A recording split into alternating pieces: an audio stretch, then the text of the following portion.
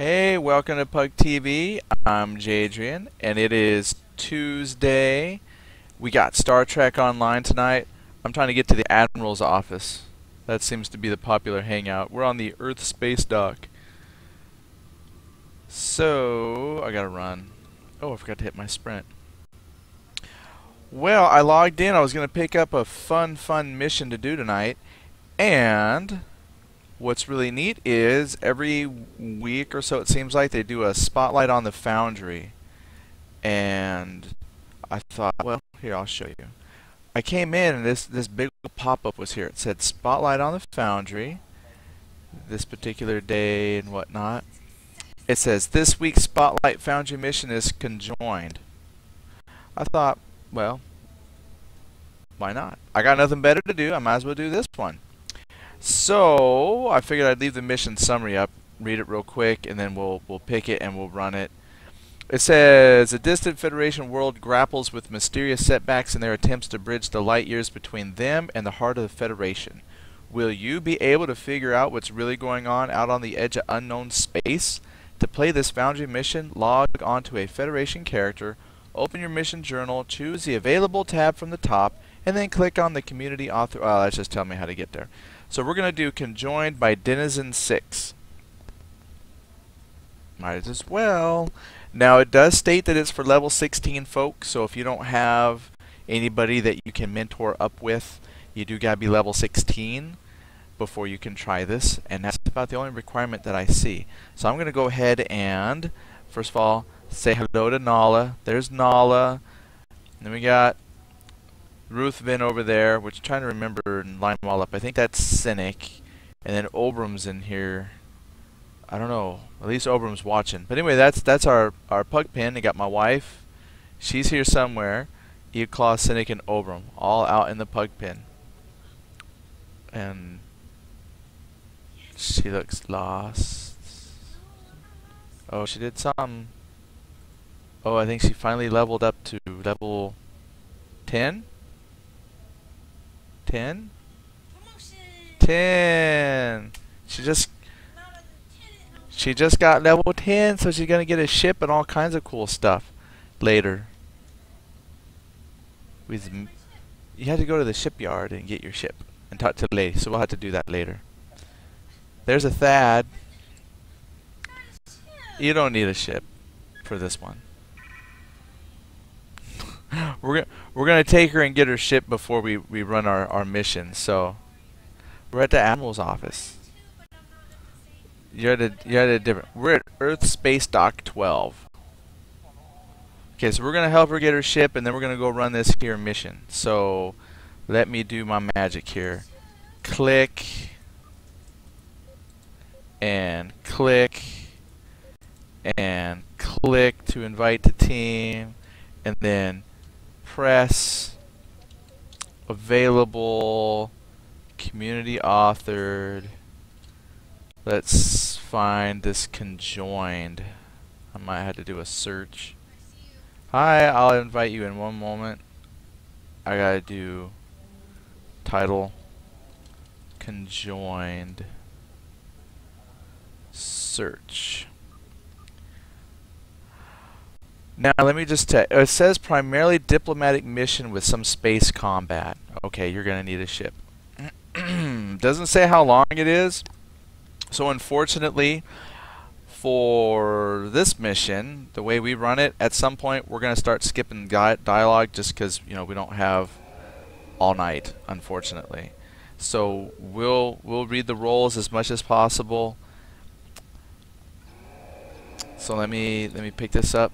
Okay, so I'm going to read this, accept it, and then share it if you guys haven't picked it up yet. So, Vice Admiral, I have a special assignment for you. Geneptis has been a Federation member for over 70 years, but its distance from Sector 001 means that it doesn't get much regular Starfleet assistance. The Gameptians have been constructing a transwarp conduit to leak them to the rest of the Federation, but they've encountered some difficulties. Unidentified vessels have repeatedly disrupted construction efforts, but disappear without a trace. I've decided to send my ship. They need a starship with the latest Starfleet technology to coordinate a defense and get that conduit completed. Alright, so we had to go to the Voron system in the Iota Pavonis sector block. From there you can set course for Gameptis. Accept. Alright, now I've accepted it. Let me find my in progress. We're going to share with the team. Mark that as primary. I'm good to go. Now we got to run over to the shipyard. Got to take care of that real fast so she gets her ship.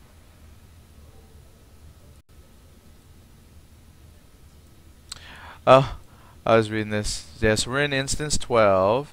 Eclaw says Raffle, good call. What? I missed that. Was that a good call for letting her get her ship? I figured that would be the safest thing to do. There you go. You got to come in here to ship requisitions. You have to come into ship requisitions to get to Lieutenant. Yeah, you gotta go in there, and the lady's over here at a desk. Right down here. You gotta come down the stairs. We've all made this journey many times. We know where she's at. And then you can talk to her. And then you get to pick a ship. You get to decide if you want your, like, a cruiser, do you want to go science-y, combat-y, or tankish. Well, you like science-y, so you might want to work on a science vessel. So, she's going to get her new ship.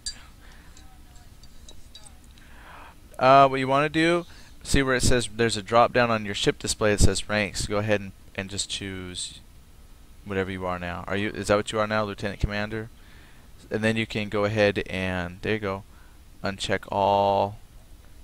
And now you have 2 science-y vessels to choose from. It's so exciting. I love it when you get new ships. So that's always cool. Now she gets to peek at it and decide what looks cool. Now with the C, that's the coin, so you had to spend money. So you're just stuck up with that one. Yeah, so you get that one, or you can pick a cruiser or something else. So I tell you, it is the toughest thing, picking a ship. I had to admit, if you're not, sure, if you don't quite know how you want to take your character, it's very daunting. And then even when you do know, sometimes that's tough. They have a lot of options. And then you have to go decorate it, give it a name. It's like a whole other character. Crazy. Then you have to outfit it. If you don't have gear, then you have to worry about collecting gear. It's just a whole other character that you run. And she's peeking. Yeah, do it. Do it. Science-y, then you can start putting science stations in it. And draining shields and healing. See, so now she can not only shoot the ships in the face, but she can heal us while we're out in space combat. So that's a perfect choice for her. Oh, and then Eclaw says, and then also you can customize most of the ships for what they look like, which can also take a long time. I've spent quite a bit of time trying to find and mix and match. Do I want, Excelsior hull with a, whatever different, because you can mix like the nacelle and the hull and the saucer, and then after you do that, you can like choose what type of plating that it has, and then window design, and then colorings. It gets involved. Now I'm still waiting for them to put in a Star Blazer skin. They just haven't yet. But once they get a Star Blazer ship with, rotating cannons and stuff, we'll be set. That would be cool. That's what I'm waiting on. Oh, and adding fighters to your cruiser. That's the other thing I want.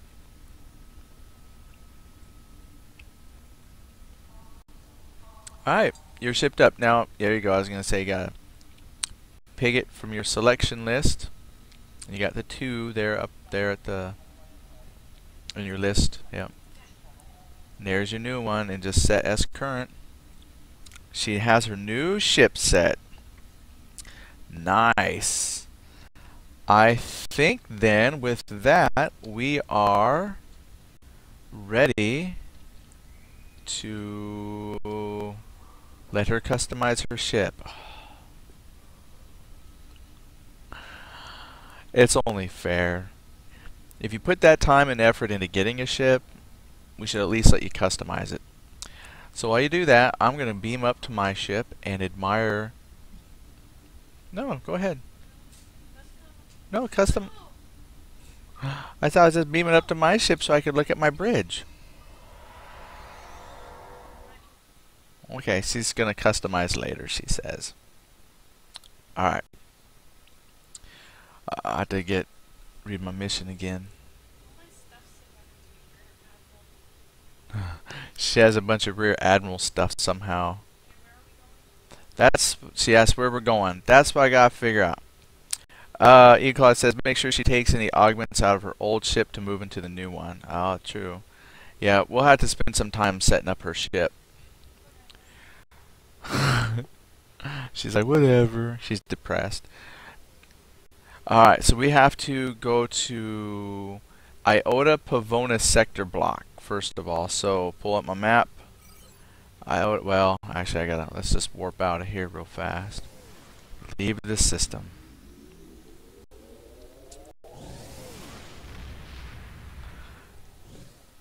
Come on. Don't be afraid to change your bridge officer assignments to suit the mission. Charge part. That's all I had. Alright, I don't want to enter Sol. I want to go to Iota Pavonis. Iota Pavonis. What a wonderful sector.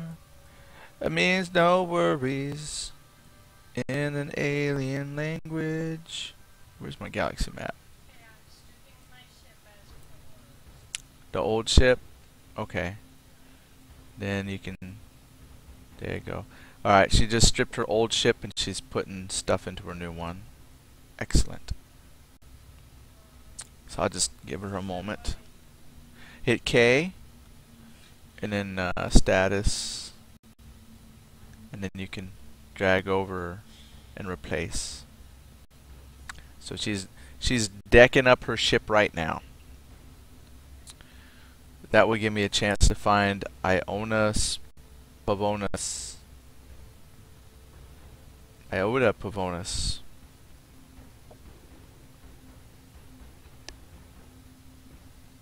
Which I'm not finding. Iota Pavonis. Sounds like something out of Harry Potter. Iota Pavonis.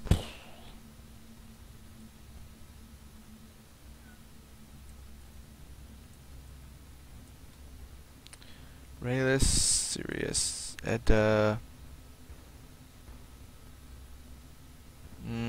Well, for being... Here, let's try this. Sometimes I look at this. No, not there. I still can't find my way around a star chart. You would think, being a Rear Admiral, I would have somebody that could do this for me.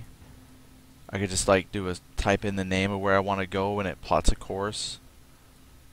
But no, I have to look and look and look.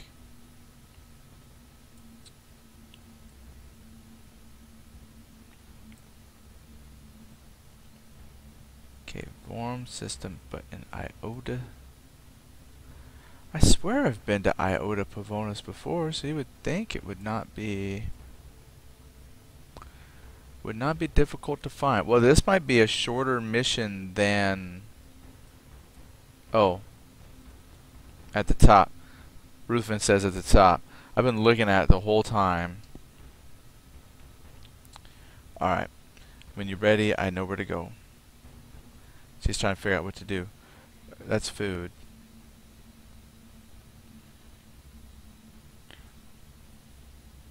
Did you already swap out your stuff? It looks like it. Ooh, okay. You gotta beam up? Alright. She's gonna give it a try. We're gonna make the most of this. She says she hates the game. It's too complicated. It's not bad. It's not bad. We only play it like an hour and a half a week. It's bound to figure it out. So, oh, no. Go to M. We're going to go north. So you might actually have to travel through the Alpha Centauri block. Gridster, hey, what's going on, Gridster? Oh yeah, that sector. Yeah. I was right. I was right. And then we're going north. So go to Alpha Centauri.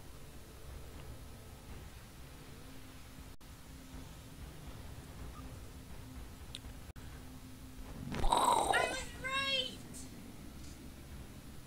Okay. All right, so we're going north. Take me an hour to get there. She says it's gonna take her an hour to get there anyway with her ship. So you might be, you will be. Yeah, in fact, it's already asking for clearance. I'll hit it for you. There we go. I helped her out. Gritcher says, "I know your Twitter. I was your second follower. I know. Now I've only I still only have like just a few followers. I need more, but I really don't put much on the Twitter. So actually, I'm sorry you're following because I really don't post to it anymore. I used to post to it, but like I had it set so Twitch would post to it whenever I did like a cast. But anytime that the stream would interrupt and it would restart, it turned out I was just spamming Twitter with nonsense. So yeah, I've kind of stopped twittering. And I just can't really think of anything to Twitter because I'm not one of those folks that does the you know, hey, I'm sitting on the back porch. Oh, you are tiny, but it's bigger than your other ship. No, it's tinier. Is it tinier? She's in a Nala-sized ship, she says. She's like drives by. There's like this huge ship, and she goes by, and she's like little itty bitty teeny tiny thing. Oh, I can't wait till you.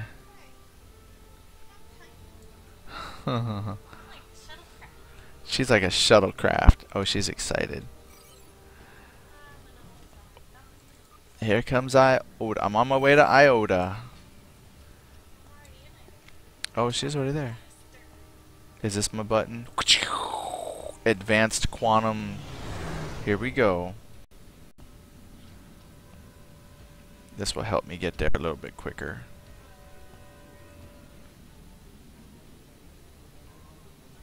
What? Oh, did you get into the mission space? We're coming. I don't know, she just got ganked by a bunch of Romulans. I'm in a deep space encounter. Oh, she joined it. I want to be a deep space. I didn't join a deep space encounter. Oh, somehow she got sucked into a deep space encounter. Okay, just go ahead.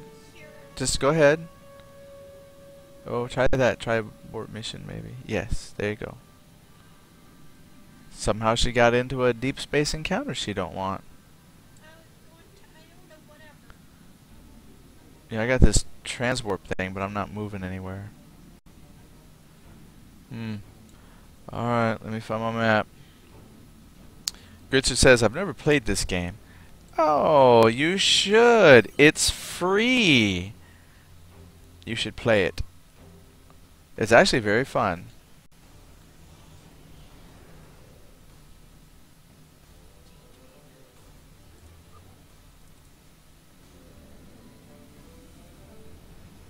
Alright. On my way. She's lost. I'm traveling. Traveling. There she goes.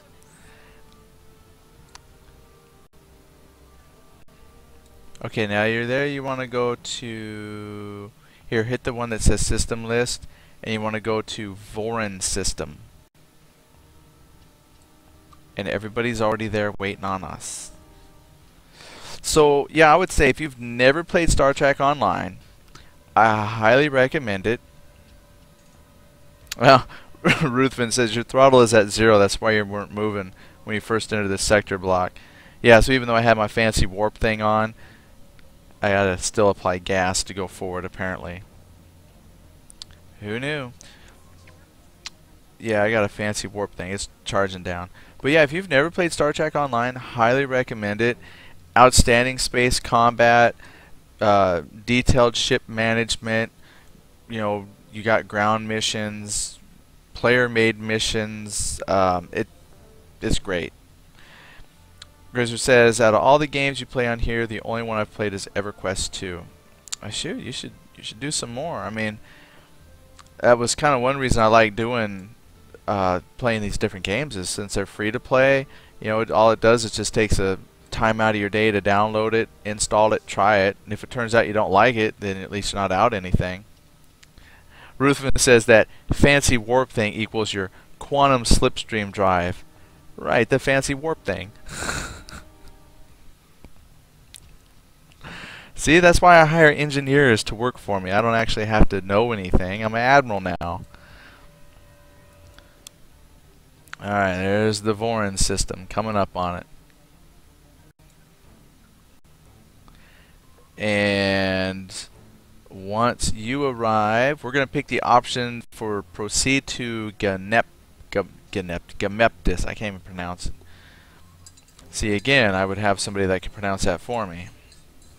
So I would say proceed to, and then my first officer would say Gemeptis.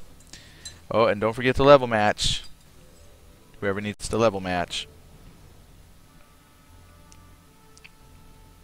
Gridster says he's addicted to EverQuest 1. Now I have to admit, that is a free-to-play game that totally, that one befuddles me. That is way too deep for me. I couldn't get it. It's hard.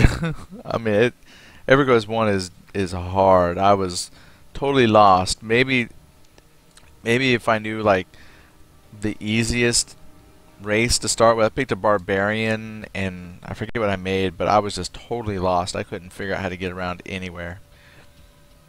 Is you with us? Alright.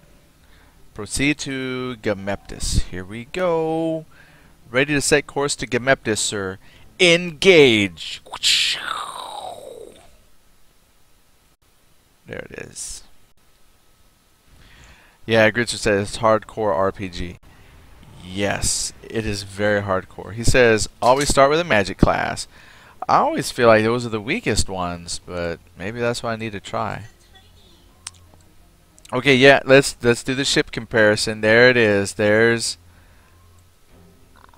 Oh, there you are. Oh my gosh! I couldn't. At first I didn't even see you. You're so tiny. She is. It's like a little baby ship. It's cute. Yep, that has a small one.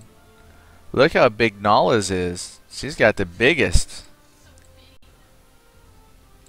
Yeah. Well, at least Ruthven is almost as big as me. I'm a little bit longer. But it's not the size of the ship that counts, it's how you use it. Oh, she's in trouble, she says. Okay, so Gritzer's saying if I play EverQuest 1, I should go with an Erudite as the race and then start with a magic class, like Necromancer. Well, yeah, but... Alright, approach Deep Space 14. On our way. I don't want to talk to this people. Because it doesn't say talk to them. It says approach Deep Space 14. Eagleclaw says, I use that ship too, Raz. It's a nice ship. See? So you got a nice ship. And it will grow with you. Station transporters are standing by. Beam to station. And I guess we'll go with the team. Except. Engage number 1. That's right. Heal stuff. That's what I do. She's the healer now. She's got her weapon set to heal. So that's cool. Walk to the reception hall. I don't really walk. I kind of jog everywhere. Sprint. Whoa, whoa. Hold on now. Wait, team.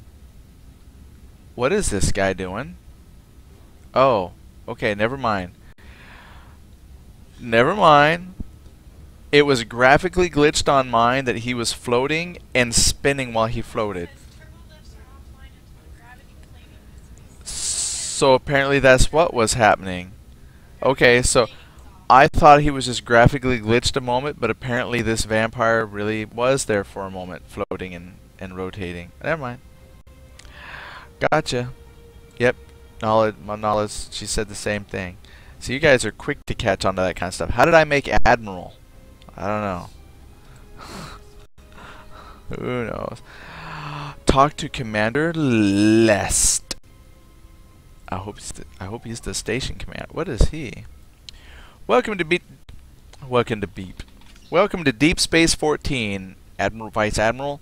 We're rather proud of our station here. The Federation recently devoted some significant resources to upgrading beyond our old space habitats.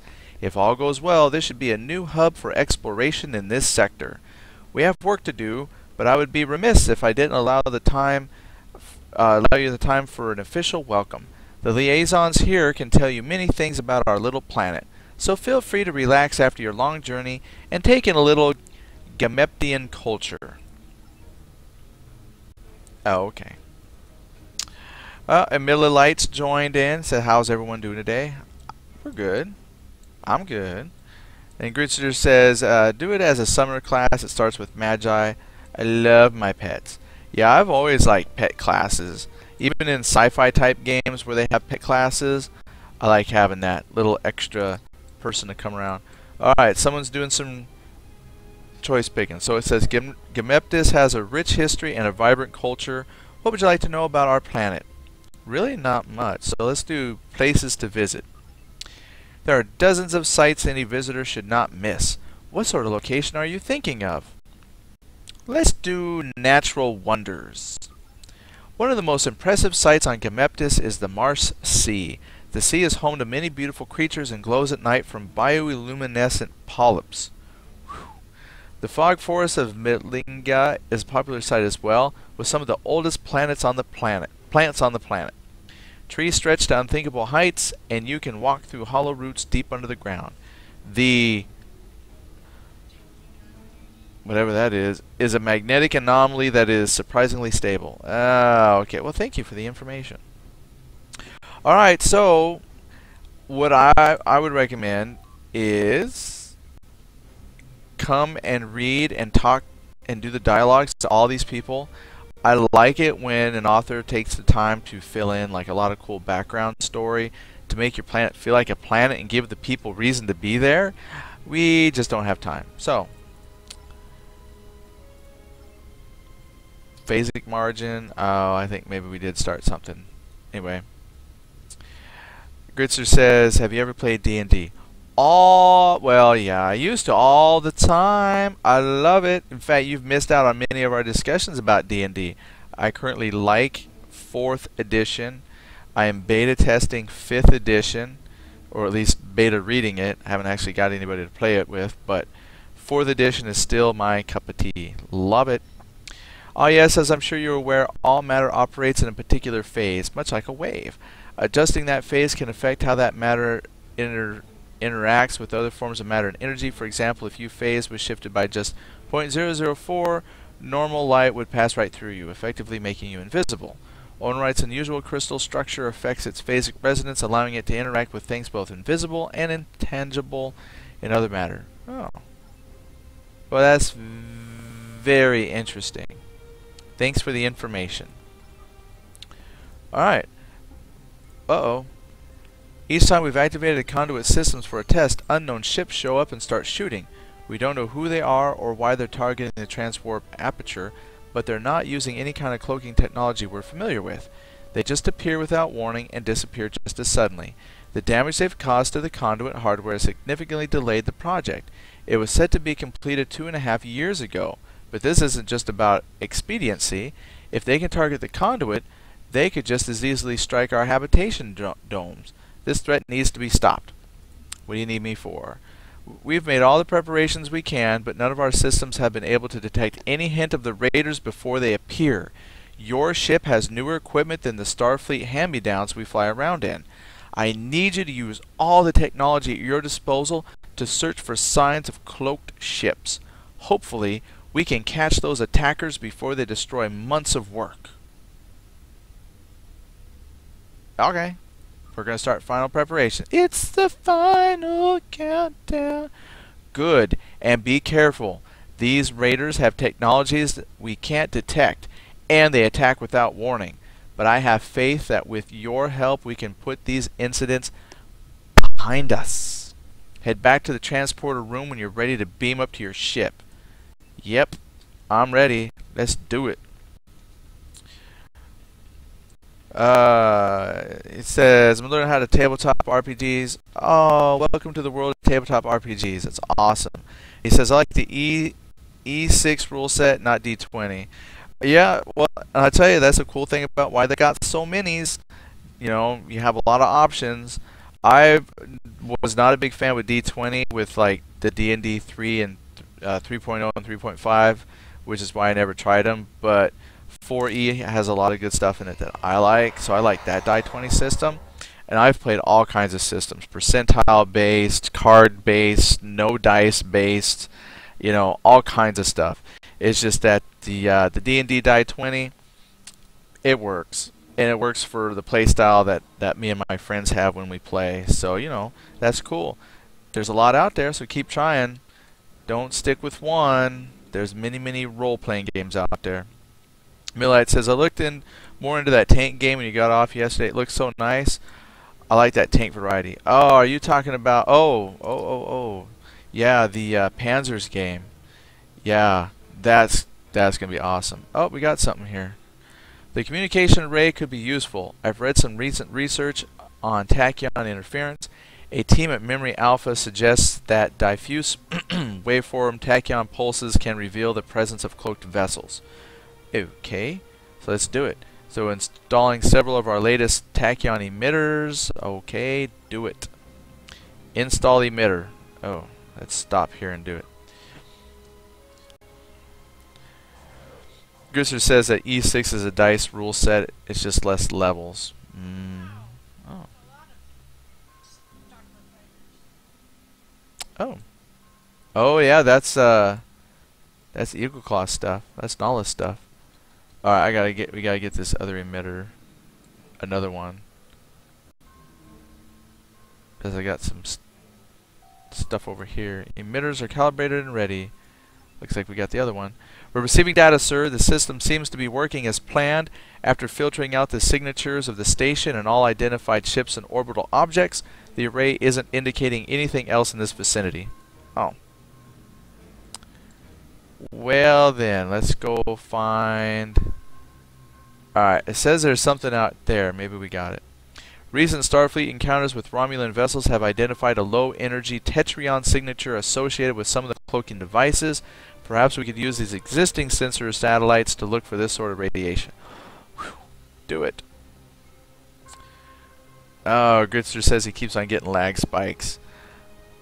I had that about a week ago. Trust me, believe me, I know it sucks. In fact, it was last Wednesday. I had really terrible lag. We'll need to recalibrate the sensor arrays. The satellite sensor processors need to be updated to recognize this sort of signature. Make it happen. Alright, well, there's gotta be... I think Thad's going out to it right now. We should scan the transient asteroid cluster for gravitic anomalies. Scans of the rest of Gamepsian orbit don't indicate any unseen starship-sized objects, but we need to get close enough to the asteroids to make sure. The satellites are all updated, initiating passive scan for Tetryon signatures. Doing it. Grizzly said, I was lucky today my computer wasn't being an inappropriate word. Wasn't being terrible to him. No patterns detected so far, enhancing noise reduction and extending available frequencies. Still nothing. If the raiders are giving off Tetryon emissions, these satellites aren't capable of detecting them. Oh, and then Millilite, I've also made a Vassal module for my Panzer pieces that I have, so I'm going to try playing it with Vassal. A little bit different. Well done, Vice Admiral. That was a very thorough search. Maybe they're really not here this time. It's just likely that they still can't detect them. We'll go ahead with the test, but be ready and keep your sensors logging everything. If we see them decloak, maybe you can learn something that'll let us detect them. Alright, gotta move into position. So up here on my map, it's got the spot marked. On our way now. Gritzer says that the stream keeps crashing for him. So far, we've been lucky. Uh-oh. Not that lucky, because here come the bad guys. You were there already. I gotta come up then. Dang.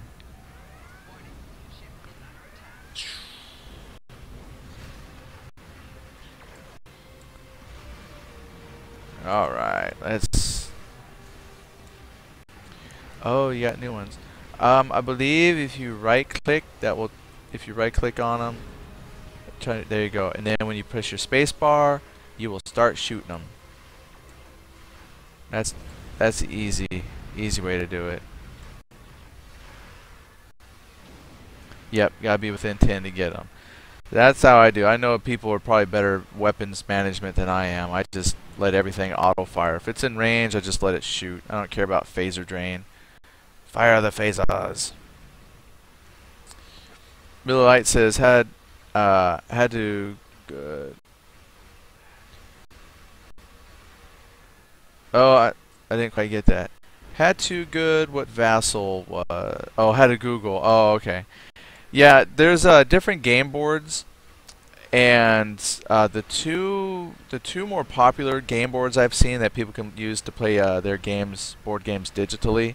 One is Sun Tzu, which is one that I've probably used the most. But Vassal, I think if you go to like vassalengine.org or something like that, that one is super popular. And I've made games for both now, just like that Panzers game. And I actually think I would have to say Vassal was probably a little bit easier to actually program and set up for it. And also it seems like it's got a lot more versatility to it. So yeah, that's kind of why I'm going to go with Vassal for my board gaming.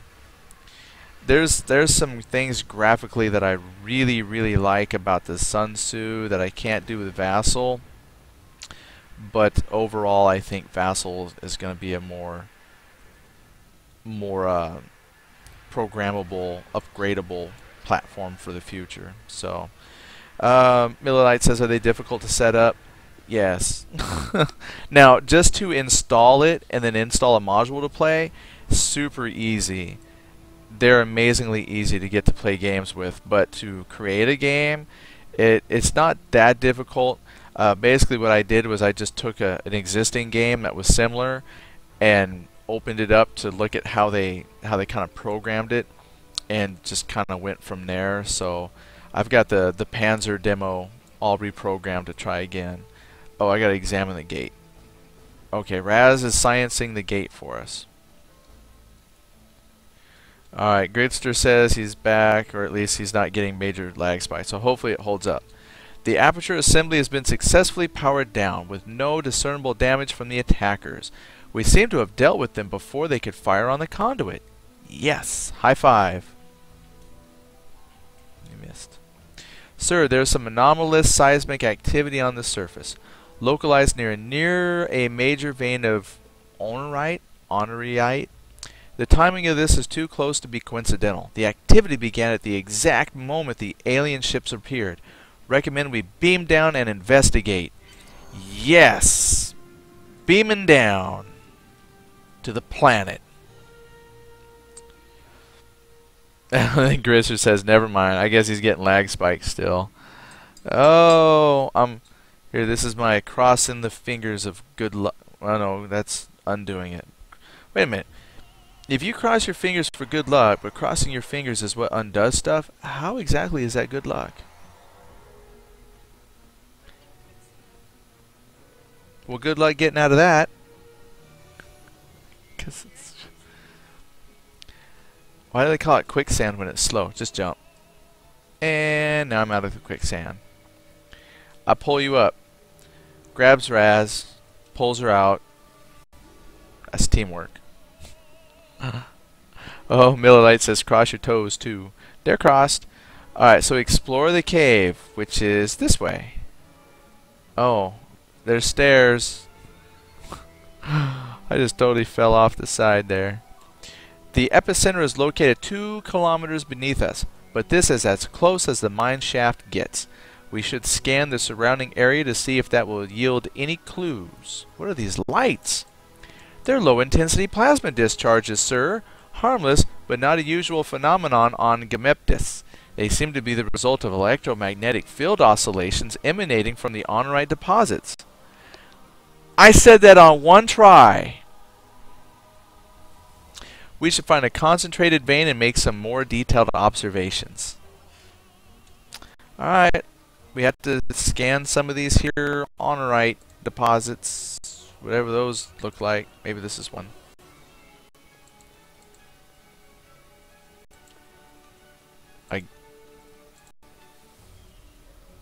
I don't know. Well, so, oh, you know, if you hit the V, well, it says I got one around here somewhere. I was gonna say there's a, looks like a table for Nala.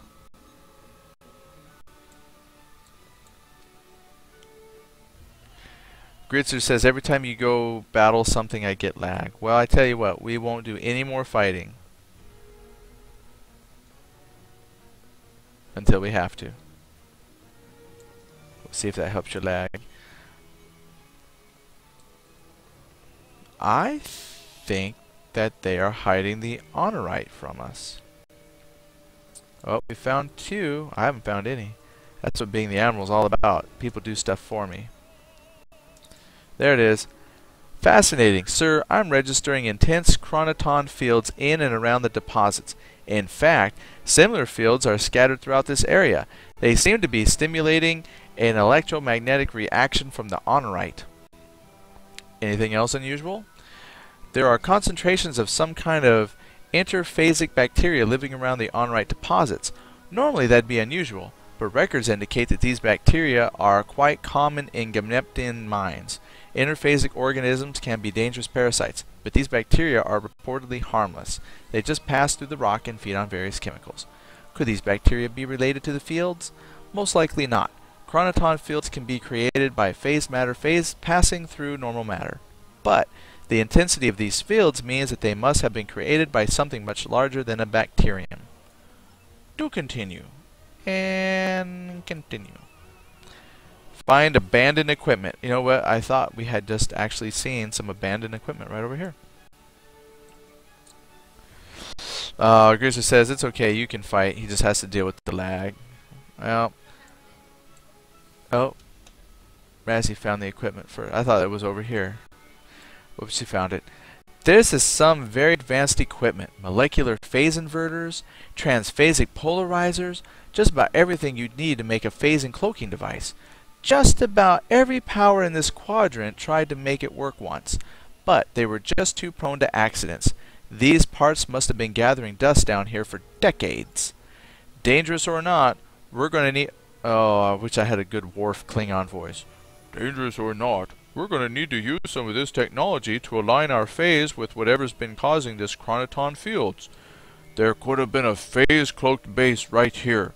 It would sure explain how the raiders in orbit hid so well. Kapla! I just imagine what his voice is. I agree. We're going to have to take some risk. If you retrieve a molecular phase inverter, we can wire into the console by the transport pad. That's not all we'll need, though. Whoo-wee! We'll be phasing so far that we will need to bring our own atmosphere. A small force field should be sufficient. The miners have had emergency units around in case of cave-ins. So now we gotta find a force field emitter. Uh-oh. Nala says, gonna have to run, my power is starting to flicker. Whoa. Yeah. Gritzer's got internet issues, Nala's losing power. My wife's ready for bed. It's not looking like it's gonna be a good night. That's alright, we just hurry in. Well, we will miss you, Eagle Claw, if you actually do get kicked out, so... Looks like she got booted. Good night, Eagle Claw. We'll see you later. You'll just have to watch the recording to see how we made out. Amazing, sir. A phased base, but a whole ecosystem. Breathable atmosphere, complex life, all out of phase with our own existence. I'm picking up signs of an advanced civilization. EM signatures 50 kilometers from here, and life signs even closer to the north. We still don't know if these are the attackers, but somehow this is all connected, and we need to learn about whoever lives here. Stay alert. Move north. Alright, here we go. Here we go. Here we go. Dun, dun, bam, bam. And sprint. Oh, these are the Aurora Borealis lights. Well, did you find the warp through? Isn't that weird? Oh. Oh, yeah, be careful. Wow, I have to admit, I'm always impressed when I look at the planets that people put together. They have a nice, very robust tool set that they use in this game. Vah, glitulsul verhash krusta vermitrol, kiakmostrinsa. The Universal Translator is processing, sir. One moment. I bet it says, welcome to Quickie Mart. Nope. It says, what are you doing here? Are you responsible for the lights? Oh, they don't know either. Gritcher said, oh dang, danger, danger. Yeah. That's probably what they were saying. Oh dang. Oh snap. What are you doing here? Danger, Will Robinson. We are peaceful explorers. Who are you? We are geologists, sent here by our people to study the lights. Each time they appear, there are tremors and ships start disappearing in orbit. What? Do you know what is causing this? Ships start disappearing. What? Sir, it sounds like the lights are as unusual here as they are in our phase. Our worlds must not be close enough to interact most of the time. What could be causing them to phase closer together? And that's why it's written Conjoined. That's the name of the mission. Somehow the worlds are conjoined. Clever. I see what you've done there, Mayans. Very clever. Well played, Denizen VI. Well played. Our worlds must not be... Oh, I already read that. Usually months apart, but the tremors have gotten worse and we believe the ore here holds the key. The lights only appear around certain formations of the ore, and we believe these structures are resonating to some unseen wave. Sir, I think he's onto something. Each time the conduit is opened, it sends out subspace waves, and it can make phase shift down here. It could actually be phasing the ships in orbit all the way to our alignment. They may not have been intending to attack at all. You may be right. I'm no warp physicist, but I play one on TV. But it would explain a lot, and I'm afraid that with all the hysteria, a pilot caught in your phase could easily try to defend our world, not knowing that he is the one who has invaded your home. I'm lost.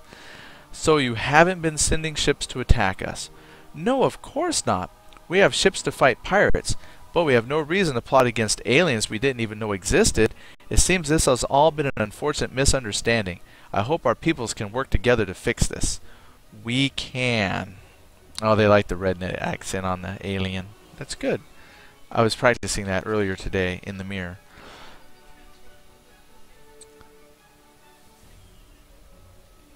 Cynic says he blames the transwarp conduit.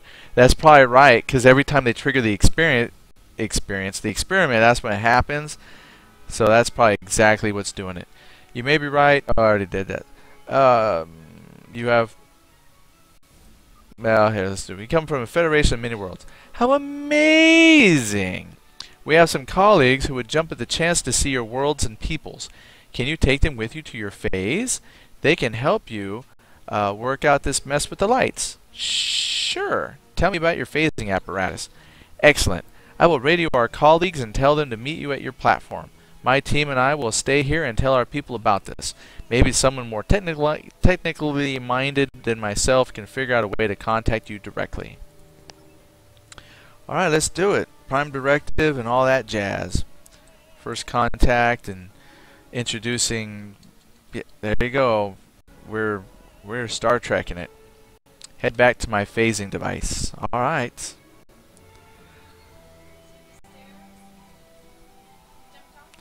Oh, you did. You went all the way up there and then jumped off?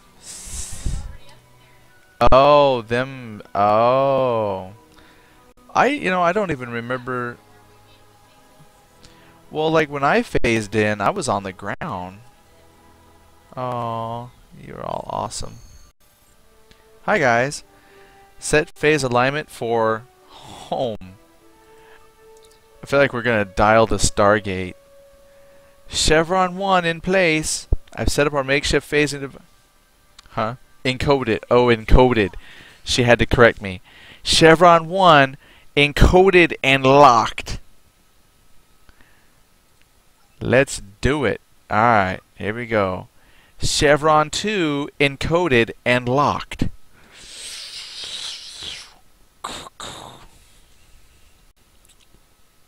Gridget says you need to have a slice of pie. It makes people happy. It does. And random thought of the night goes to Gridster. I like that. Rabbits eat carrots. I'm competing. Talk to Commander Lest. I'm glad you invited us to speak with the aliens on your ship. We've made first contact, but we'll have to learn to coexist with our newfound neighbors. To think we've lived right next to them for eons and didn't realize it. We'll set up a liaison officer for them on Deep Space 14 as soon as we can. But enough of me thinking out loud. I'm sure you want to talk with the people that brought you here. Enjoy the moment. It's not very every day that you find a whole new undiscovered culture. Awesome. So, talk to the representative. We have people right over here. Gritster says I won. Yay. Oh, but now you've started a debate. Cake versus pie. So let's talk to the rep. Greetings. My name is Conjoined. Your colleagues tell me that your gate is shut down for maintenance. It is a Stargate and would stop the lights and the disappearing ships. This is very good news. Well, we'll figure it out. It's a tragedy that they were destroyed in this misunderstanding, but my people will hold no ill will. The ships just seem to disappear to us, and the families of those lost will find comfort in knowing that their loved ones died trying to protect us. It's too bad that with all the hysteria over the disappearances, the patrol ships reacted violently like they were in a pirate's trap. Oh. What are your problem with pirates? He says, our people dreamed of colonizing another world, but there were none suitable within our reach. We created many outposts in our solar system, but they became crowded, and pirates preyed on the chaos. Our patrol vessels are vital for maintaining order, but pirates are known to attack them directly from time to time. Hopefully we can find a planet to colonize in this phase, and perhaps our problems will be eased as we spread out. It's a good thing we destroyed all those anti-pirate ships. No, that's bad. Hello, my name is Prakti. I was just talking to one of your scientists about how they think our world was formed. They believe some transphasic bacteria have been phasing the matter they eat for billions of years, and this is built up around the ore to form our continents. It's an incredible idea, but if you think about how every bit of organic matter has been used and reused by life forms for eons, it starts to make sense. So their planet is made out of poop. Bacteria poop. Well, and continue. Alright. Oh! Oh, look at that. We probably didn't have to skip all the dialogue. I'm just so used to having to skip because a lot of missions we do are like 2 and 3 hours long, and if we don't skip the dialogue, we'll never get them done in time. So, I actually really did not have to do that because that was super fast. With a little bit of fighting. Okay. I was really not expecting that. So let's talk about it. Oh, there's the cake and ice cream debate, and I don't want to get involved because now I got people. Well, don't talk to me. Like, uh-oh. Oh no. The cake pie ice cream debate is on. Cupcake Wars. Oh, that's a good show. All right, let's see here. What's gone on here? Yeah, so I'm going to give it 4 stars. So here's some things. In the description, it would have been nice to have had an approximate amount of time of completion. I kind of went into that not knowing how long that would take, and so I just automatically applied our skip through dialogue, which is really unfair because the mission was short enough that we probably could have read the dialogue to have enjoyed that particular mission a little bit more, saw some more of the background story. So a heads up would have been good. Then it did have some space combat. A lot of the missions we've had lately have been ground combat. I think in the overall scope of the story, it was an appropriate amount of space combat, just enough to let us know that pirates were there, and then the story unveils that they're not really pirates, and so it's a good wrap-up story. Yeah, Rufin says space combat, you know, so at least it had space combat. Most of the missions we've had lately have been all ground-based, so a little space action was nice. And then, you know, we did get to see the planet and talk to people. And it was also nice that it was a diplomatic, so you know, there wasn't fighting for the whole thing. And it was short. That's the best. Trust me. You know, if you have time for an epic campaign, great. But something like this is perfect for us because we don't have much time each night. So this was a really good time. Perfect. So overall, I'm going to give it 4 stars. The story made sense. I had a very Star Trek-y. The name was appropriate. What is there that was bad? I always like to do it even better if. What could have made this even better with? Well, I already mentioned one. Maybe put a approximate time for completion in the beginning. Even better if, I don't know. I'm really kind of stuck on some even better ifs. What do you think, Ruthven? Thad, any inputs? Raz, honey, any inputs on this?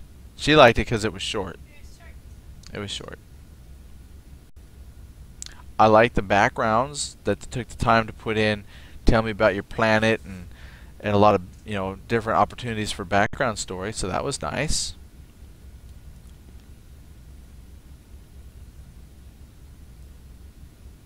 Gritzer says make it a little bit more in depth. My wife says no, then it would be longer.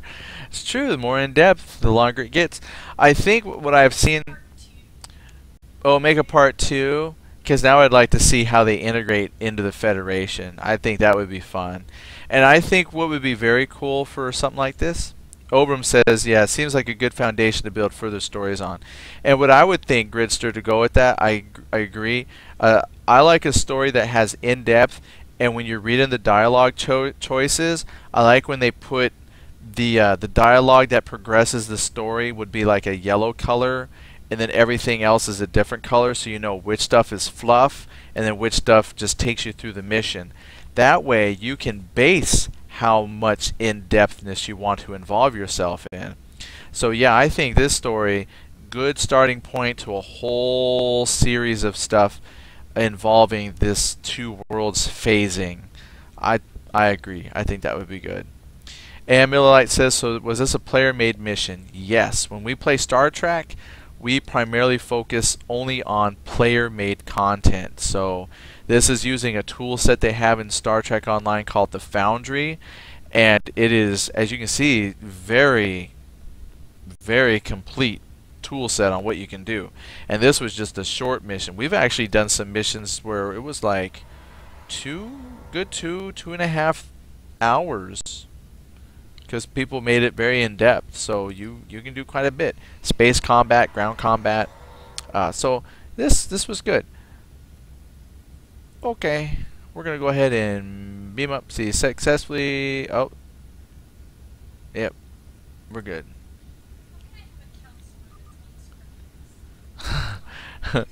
She's looking at her crew missions and she's like, how can I have a counselor who's unscrupulous? Well, unscrupulous is good, right? Because scrupulous is bad, so if they're unscrupulous, that means they're not scrupulous. High five. Well, what's scrupulous mean? Scruples? I didn't think Scruples was good. Isn't that a board game? Millilite says, never knew they had them. Yeah, see, okay, see, look, Millilite, you have now struck on the... Oh, unscrupulous has no moral principle. Oh, okay. So anyway, you've just hit the kind of the heart of our show.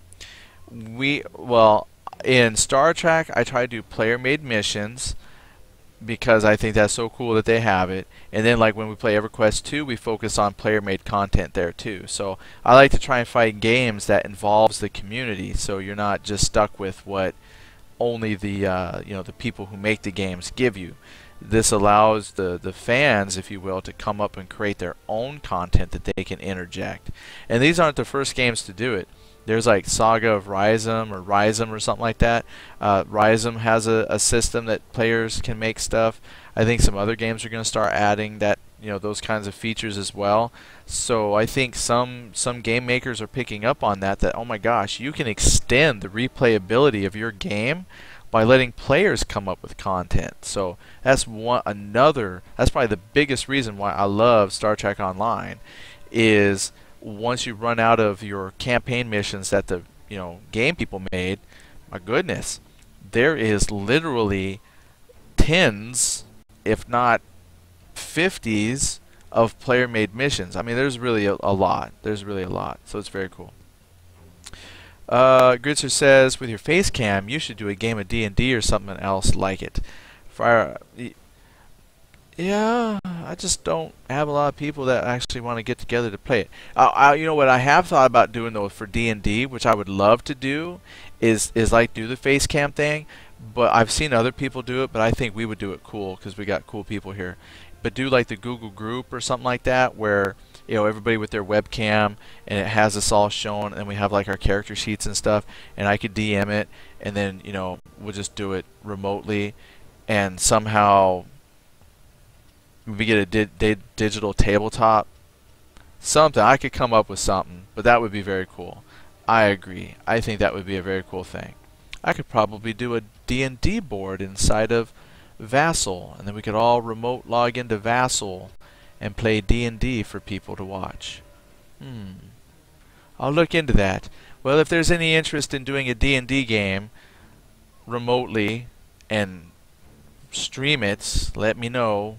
Send me some messages in the Twitch whatever. Message me in Twitch, and we'll see what we can do. Maybe we can do some D&D stuff. 4th edition, because that's the only one I really know how to play, and I bought a bunch of books for it, so I don't want to let that go to waste. Yeah, Mill Light says it's actually a good way to get fans. Play content your fans made. Exactly. I think, and that's what works for them. That's probably drawn people to the game because they specifically have that. So yeah, I agree. It's awesome. Mank says resistance is futile. Especially with player-made content, you have to do it. Miller Light says, I think there's an online program that lets you play D&D online. There's actually quite a few virtual tabletops. I just had to find a virtual tabletop that is free, allows us to log in, and is easy to program and set up. I found one that I was doing before, but it's kind of hard to set up, and I need something a little bit easy. And most of the stuff that are easy to use, you got to pay for, and I'm not going to pay for that. Miller, let's see, Mank says, is the new Enterprise F playable yet? I don't know. What does the Enterprise F look like? The only new ship, I gotta get away from this little message here. Oh, I'm going right to it. Let me get past this planet. I don't know if this is an F or what this is. It's probably hard to see because I'm in outer space, but does it look anything like this? If it looks anything like this, then yes, there's an Enterprise F, and it is playable.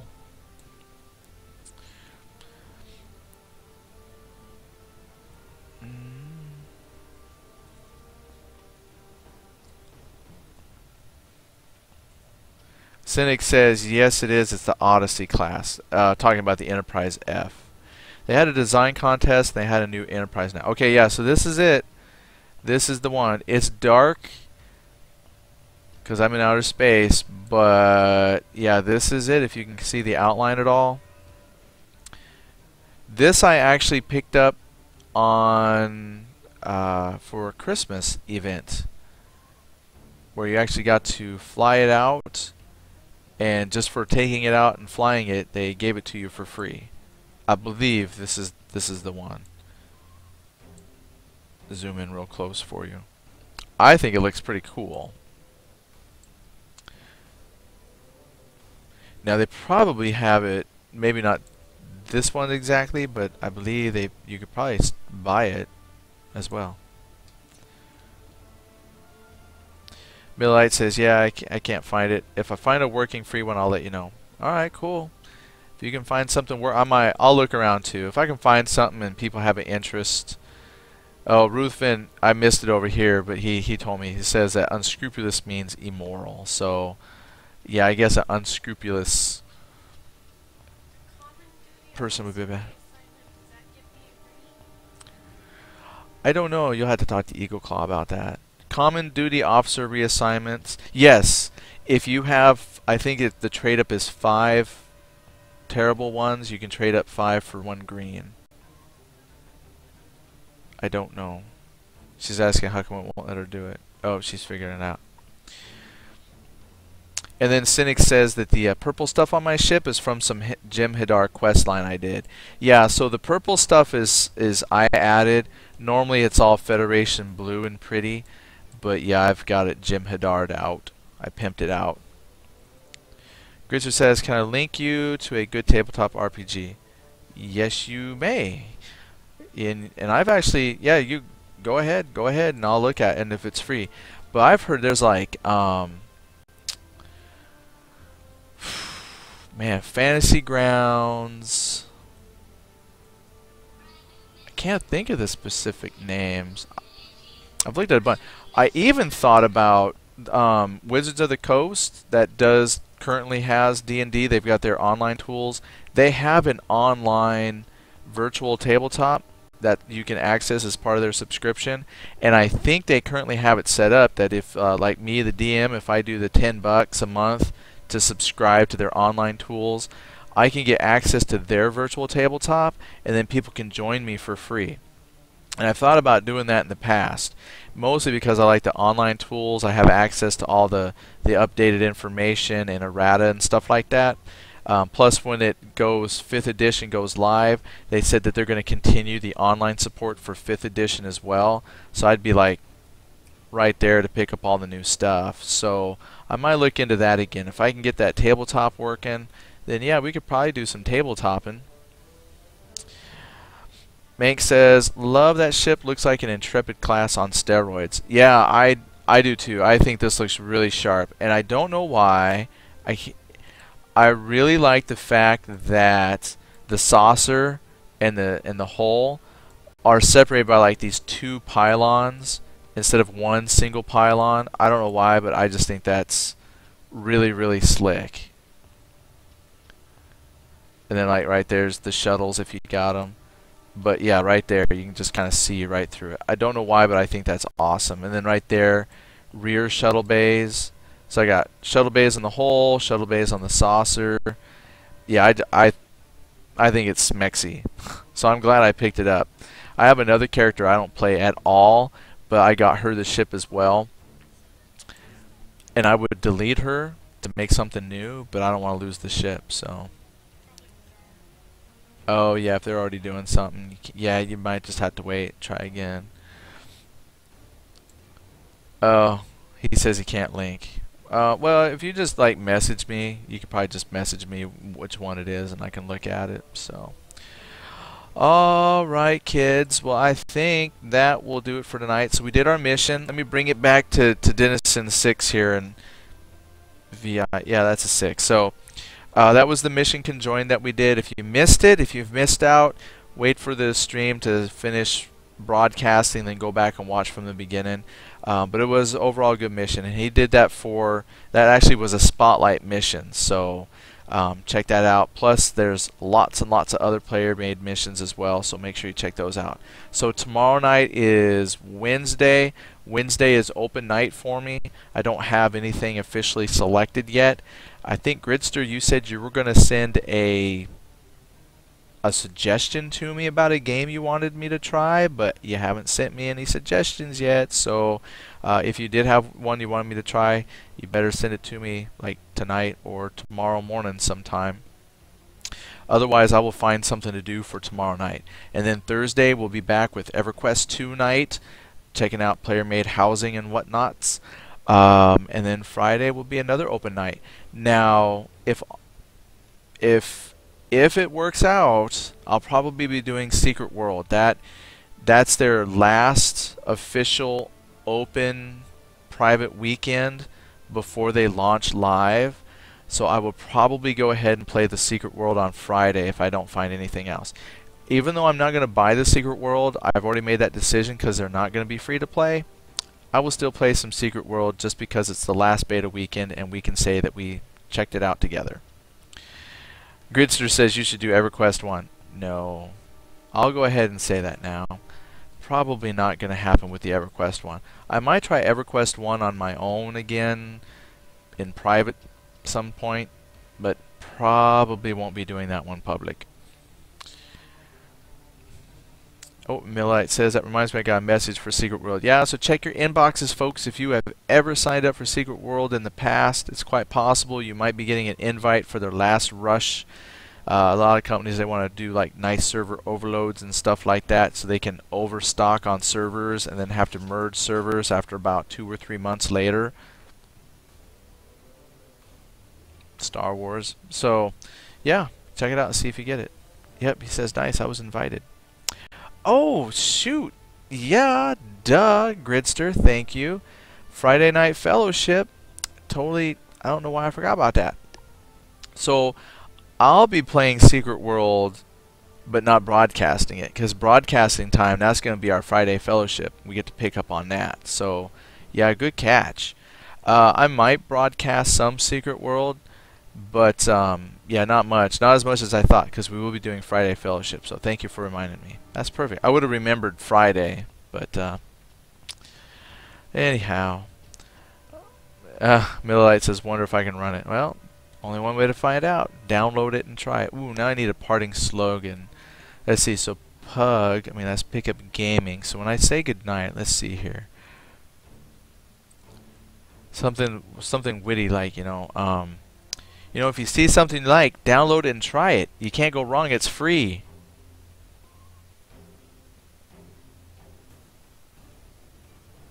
Yeah, I don't know. Oh, 2 gigs of RAM. What do you think? No, lol. Well, turn everything down. Put the graphics on the worst you can find, and maybe. Oh, there we go.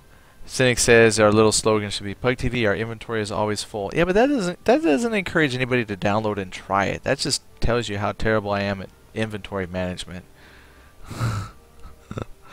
that doesn't really inspire awe. Gritzer says I can't even load up Happy Wheels. I don't even know what Happy Wheels is. I'll probably leave it at that. Cynic says, doesn't mean it isn't funny. It's true, it is funny. Oh, hold on. Let's see. I think you guys can see my interwebs when I pull this up. So hold on. Let me do something here. Can you see that? Maybe. Let's give it a sec. Okay. So I heard about this place. Arts Cow. Here it is. So I'm wondering, hear me out, create your own stuff. I would like something, I wonder if coffee mugs are home and office. Hold on, no thanks. Create my own stuff. Do they do coffee mugs? Not really. Oh, man. So anyway, I heard about this place called Arts Cow. Like, they take pictures and things that you send them, graphics, and then they put it on, like, handbags and stuff like that. And I was like, well, my goodness. Wouldn't that be cool to make, like, some shirts that had some kind of Pug TV slogan or something? Put it on flasks. So, and then if this is where I think it is, it's like, oh, I don't think this is the one. Crud. Alright, I'm gonna need some help. there's a place out there, and I can't remember what it is called now. I don't think it's Arts Cow, but what it is you design like the shirt and the coffee mug and all that good stuff, and then it's like an online store for your brand, and then people can go there and buy stuff, and then I earn like a portion of the money. So like if you bought a T-shirt for like, I don't know, I don't even know the prices, but if you bought a T-shirt, I'd get like a buck or two kickback. But I think that would be cool to go ahead and get a coffee mug or a T-shirt, and then I could put Pug TV where our inventory is always full, and like nobody would get it. But man, that would just be cool. I could say I've got T-shirts and a coffee mug. But anyway, just a random thought. Millite says, yeah, it says coffee mug in the middle. I don't think this is the one where you create your online store and they store it. I think you just send it to them, they print it, and send it back. So that's not going to work for me. Millite says, what faction are you in Secret World? I've actually tried all 3 factions. I have not aligned to one. I've done Dragon, Illuminati, and I can't remember the 3rd faction, Templars. I've done all 3. Now the public betas, I think, were limiting you to just one faction. I think it was the Illuminati or Templars. I think it was, I don't remember now. But I had closed beta, so I was doing all 3 factions. So I was not aligned to any one in particular. It's like a lot of games where even though there's factions, you pretty much play through some of the same starting points. So it wasn't like a really cool individual experience by playing a different race. I mean, like the very first introduction section where you go learn about your skills is kind of unique, but other than that, it really didn't matter what you played. So I was kind of like, eh, tried them all. Tess told you to be a Templar. Yeah, I think that's what most people were being, was Templar. I've tried them all, so I didn't really see a big advantage to being one over the other than what you thought would be cool. So Gridster's got to go. Alright, Gridster, take care. Well, we got to get going too. I got to get up a little bit early for work, so I got to finish my cocoa, my Brand X cocoa. So I will see everybody tomorrow, or whoever. So thanks for watching. Enjoy your evening. Get yourself some Star Trek Online. Download it. Try it out. It's free. If you don't like it, just delete it. It didn't cost you anything but your time and hard drive space. So let me go find my big red shiny button.